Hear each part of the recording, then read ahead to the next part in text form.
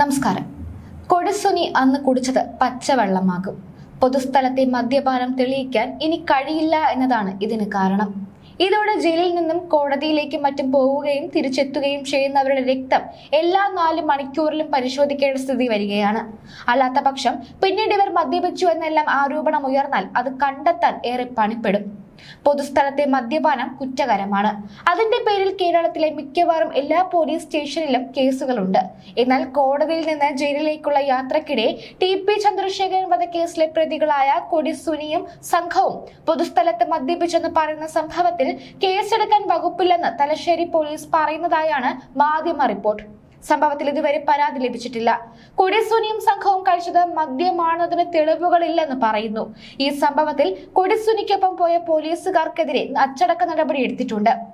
മദ്യപിക്കുന്നതിന് സാഹചര്യം ഒരുക്കിയെന്ന അന്വേഷണ റിപ്പോർട്ടിന്റെ അടിസ്ഥാനത്തിൽ ആയിരുന്നു ആ നടപടി. ഈ പോലീസുകാർക്കും ആശ്വാസമാണ് തലശ്ശേരി പോലീസിന്റെ നടപടി. പോലീസ് പരിശോധനയിൽ പൊതുസ്ഥലത്ത് മദ്യപാനം കണ്ടെത്തിയാൽ സ്വമേധയാ കേസെടുക്കാം. അതിന് സാഹചര്യ തെളിവുകൾ, മദ്യത്തിന്റെ ഗന്ധം, ഗ്ലാസ്, കുപ്പി എന്നിവയെല്ലാം തെളിവുകളാണ്. എന്നാൽ കൊടിസുനിയും സംഘവും മദ്യപിച്ചെന്ന് പറയുന്ന സംഭവത്തിൽ ഇത്തരം സാഹചര്യങ്ങളൊന്നുമില്ലെന്നും പരാതി ലഭിച്ചാൽ അന്വേഷിക്കാമെന്നുമാണ് പോലീസ് പറയുന്നത്. പോലീസ് തന്നെ കണ്ടെത്തി പോലീസുകാരെ സസ്പെൻഡ് ചെയ്ത സംഭവത്തിലാണ് ഈ വിചിത്ര ന്യായം. അതിനിടെ കണ്ണൂരിൽ വീണ്ടും CPM അനുകൂലമെന്ന് അവകാശപ്പെടുന്ന ഗുണ്ടാ സംഘങ്ങളിൽ ചേരിതിരിവുണ്ടായി എന്നാണ് സൂചന. അതിനിടെ അതീവ രഹസ്യമായി നടത്തിയ മദ്യപാന പാർട്ടിയുടെ വിവരങ്ങൾ ചോർത്ത് നൽകിയത് കൊടിസുനിയുടെ എതിർചേരിയിലുള്ള സംഘമാണെന്നാണ് റിപ്പോർട്ട്. കൊടിസുനി വിരുദ്ധ സംഘം വിവരം നേരിട്ട് മുഖ്യമന്ത്രിയുടെ ഓഫീസിനെ അറിയിച്ചതായാണ് വിവരം. ആഭ്യന്തര വകുപ്പ് സംഭവം അതീവ ഗൗരവത്തിലെടുക്കുകയും അന്വേഷണം നടത്തുകയുമായിരുന്നു.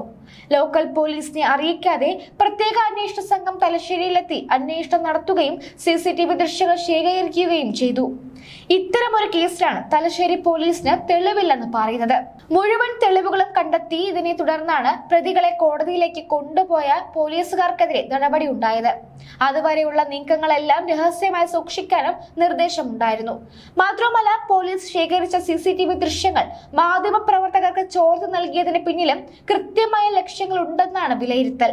അതേസമയം തങ്ങളെ ഒറ്റുകൊടുത്തത് എതിർചേരിയാണെന്ന വിവരം കൊടിയുടെ സംഘത്തിന് ലഭിച്ചതോടെ ഇരു ഗ്രൂപ്പുകളും തമ്മിലുള്ള പോര് രൂക്ഷമായി.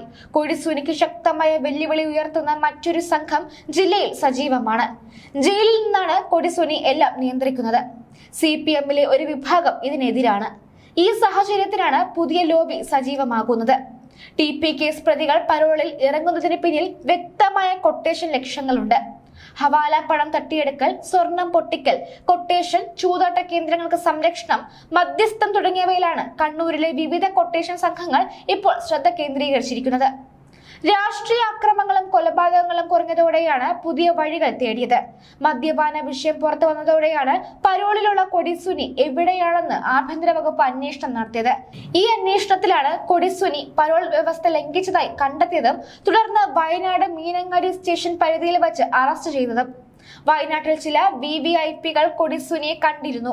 അതിനിടെ TP വധക്കേസിലെ പ്രതികളുടെ തലശ്ശേരി കോടതി പരിസരത്തെ മദ്യപാനത്തിൽ കർശന നിയമ നടപടി സ്വീകരിക്കുമെന്ന് DGP റിവാഡ ചന്ദ്രശേഖർ അറിയിച്ചിട്ടുണ്ട്.